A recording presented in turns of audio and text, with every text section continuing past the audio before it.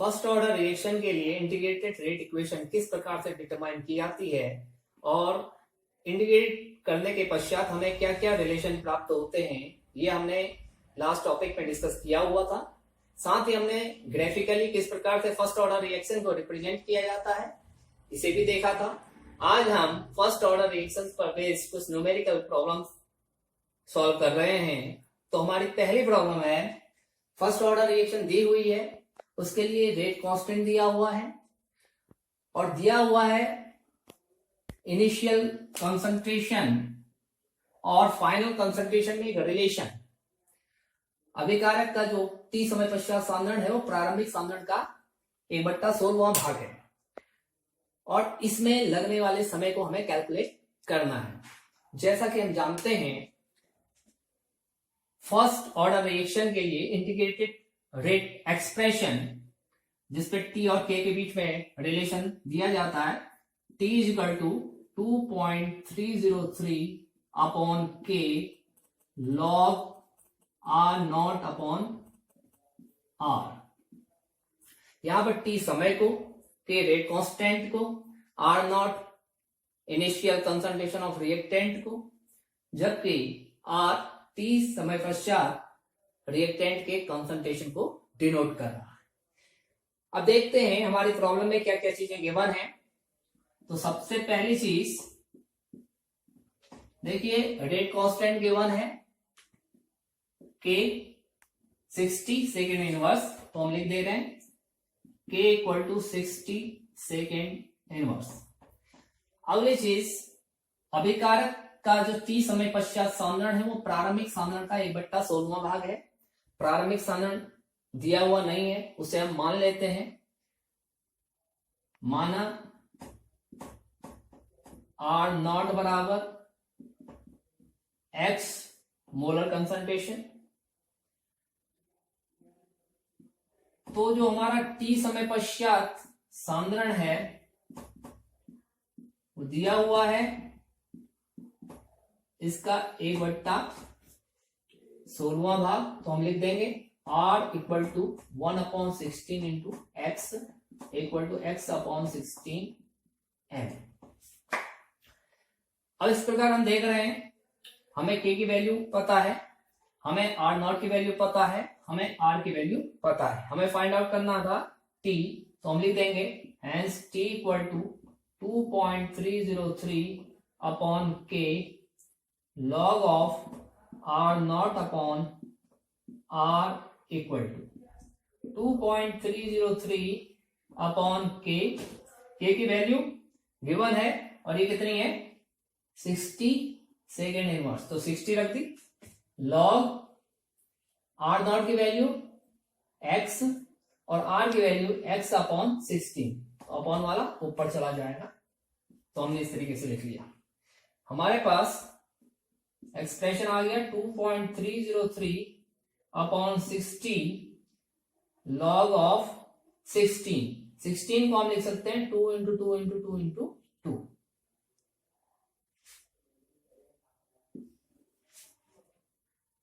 Equal to हो जाएगा 2.303 upon 60 log two to पावर 4।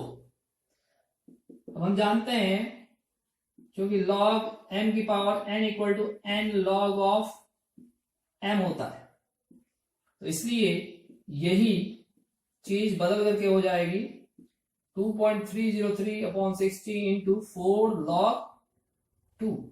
लॉग 2 की वैल्यू होती है 3010, तो ये वैल्यू रख दी इंटू 4.6931 अपॉन 60 इंटू 4 से कट गया आपका 15 टाइम्स, तो ये आ गया 0.046 सेकेंड, क्योंकि टाइम की यूनिट क्या दे रखी है, सेकेंड दे रखी है। के की यूनिट से आपको पता चल रहा है कि इसमें टाइम किसमें निकलेगा, सेकेंड में निकलेगा, तो हमारा ये आंसर हो गया 0.046 सेकेंड, या इसको हम लिख सकते हैं 4.6 इंटू 10⁻⁻² सेकेंड। तो इस प्रकार हम इस इंटीग्रेटेड रेट इक्वेशन की मदद से फाइनल रिजल्ट टाइम को कैलकुलेट कर सकते हैं। अब हम बढ़ेंगे प्रॉब्लम नंबर 2 की ओर। तो हमारी प्रॉब्लम है, सिद्ध करना है एक फर्स्ट ऑर्डर रिएक्शन के 99% कंप्लीट होने में लगा हुआ समय रिएक्शन के 90% कंप्लीट होने में लगे समय का दुगना होता है। इसमें स्पष्ट रूप से आपको initial concentration, final concentration, rate constant, इस तरीके के एक्सप्रेशन नहीं दिए हुए हैं, तो आप मान करके चलेंगे इनिशियल कंसंट्रेशन को। और चूंकि ये बताया गया कि अभिक्रिया कितने परसेंट कंप्लीट हुई है, तो सबसे पहले ये समझ लें कि अभिक्रिया 99% या 90% पूर्ण होने का आशय क्या है, इसका क्या अर्थ है। इसका मतलब यह है कि जो रिएक्टेंट है वो 99% प्रोडक्ट में कन्वर्ट हो चुका है। इसका मतलब बचा हुआ जो रिएक्टेंट है वो केवल 1% है। इसी प्रकार जिस समय 90% रिएक्शन कंप्लीट हो गई है, इसका मतलब यह है कि रिएक्टेंट का 90% भाग प्रोडक्ट में कन्वर्ट हो चुका है, और जो शेष बचा हुआ भाग है रिएक्टेंट का, तो कितना होगा, केवल 10% होगा। इस आधार पर आप कैलकुलेशन करेंगे, और चूंकि रिएक्शन एक ही है तो रिएक्शन के लिए आपका रेट कांस्टेंट क्या रहेगा, दोनों ही कंडीशंस में सेम रहेगा। तो मान लेते हैं, माना प्रारंभिक सांद्रण R0 बराबर 100। अगर हमने इनिशियल कंसंट्रेशन 100 मान रखा है, तो हम जब 99% रिएक्शन कंप्लीट हो जाएगी तो उस स्थिति में सांद्रण आसानी से कैलकुलेट कर सकते हैं। 100 का 1% 1, इसलिए हमने परसेंटेज वाले क्वेश्चंस में आप यही मान करके चलें इनिशियल कंसंट्रेशन को 100। दूसरी चीज हम मान रहे हैं वेग स्थिरांक के है।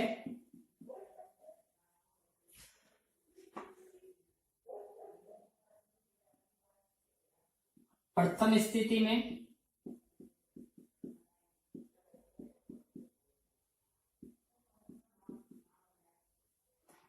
99% अभिक्रिया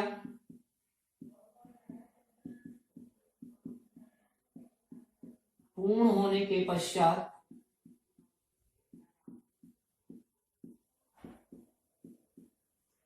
अभिकारक का सांद्रण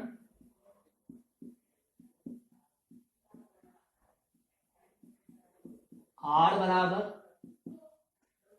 99% अभिक्रिया पूर्ण हो गई है, तो सांद्रण बराबर क्या हो जाएगा, 100 का 1%।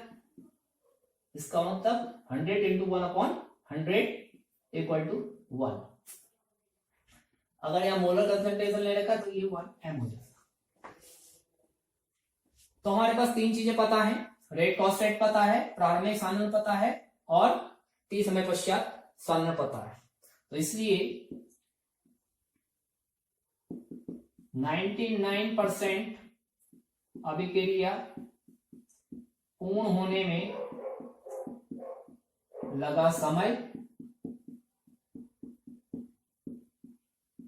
इस समय को हम T99 से रिप्रेजेंट कर रहे हैं, तो T99 इक्वल टू हो जाएगा 2.303 upon K log of R0। R0 यहां पर क्या है, 100 अपॉन R, 1 हो गया। यहां पर लिख भी दें, since T equal to 2.303 upon K log of R0 upon R। ये हमारी समाकलित वेग समीकरण इंटीग्रेटेड रेट इक्वेशन थी फॉर फर्स्ट ऑर्डर रिएक्शन। इसी को अगर हम सिंप्लीफाई करें तो T99 इक्वल टू आता है 2.303 अपॉन K log 100 मीन्स 2।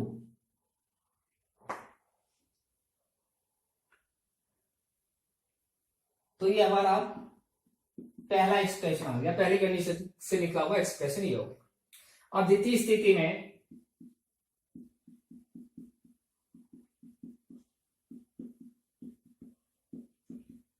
90% अभिक्रिया पूर्ण होने पर अभिकारक का फॉर्मूला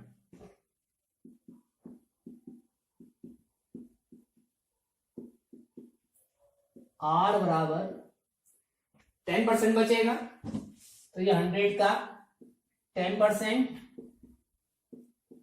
इक्वल टू आ गया 10 m। इसलिए हम लिख सकते हैं 90% अभिक्रिया पूर्ण होने में लगा समय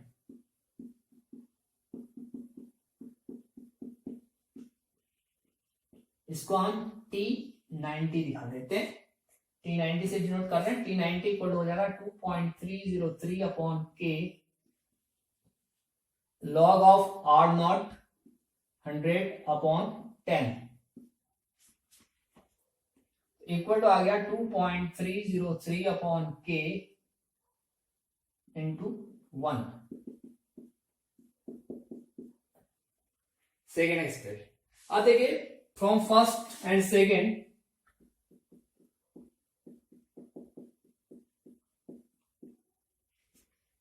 T99 equal to 2.303 upon K into 2 equal to हम लिख सकते हैं T ऑफ 90 इंटू 2, अर्थात 99% अभिक्रिया पूर्ण होने में लगा समय दुगना है किसका? 90% अभिक्रिया पूर्ण होने में लगे समय के, तो पूर्ण होने में लगा समय 90% अभिक्रिया पूर्ण होने में लगे समय का दुगना होता है। तो इस प्रकार ये प्रॉब्लम भी हमारी इंटीग्रेटेड रेट इक्वेशन की मदद से सॉल्व की जा सकती है।